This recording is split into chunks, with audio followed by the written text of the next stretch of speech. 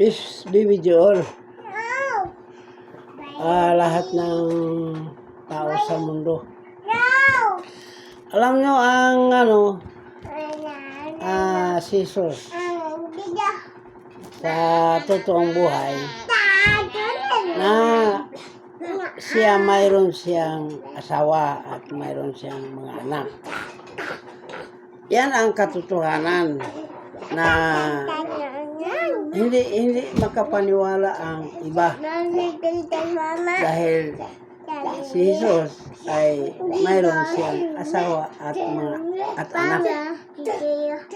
Pero hindi lang alam ng tao na may anak siya palang babae, na yung anak niya pinaka-bright yung anak niya na babae. So si Virgin Mary ay tinatawag ninyo na virgin.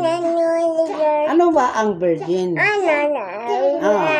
Ang virgin ay hindi yan ignorante ang tao.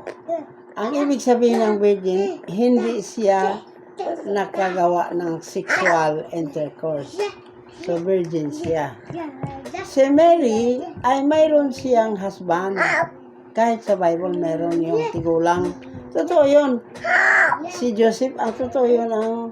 Dahil si Joseph ay mayroon siyang 4 na anak. At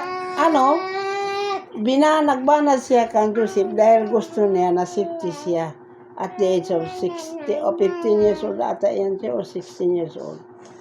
Inasawa siya ng Joseph yun. Kaya nga, ang sa inyo na Virgin Mary, na siya ay mayroon siyang nakakuha siya ng sexual intercourse, na mayroon siyang husband. Kaya hindi siya Virgin Mary.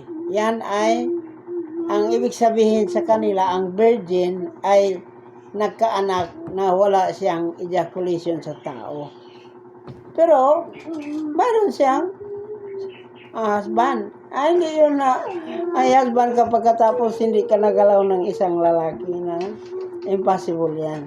So, kaya ang mga brothers and sisters, hanapin nyo ang katotohanan. Hanapin nyo.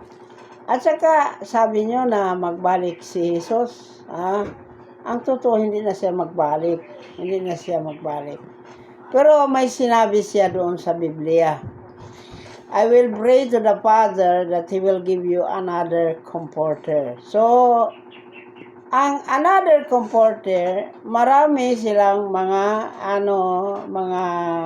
pagbigay ng meaning. Ang iba ay Holy Spirit. Totoo yun.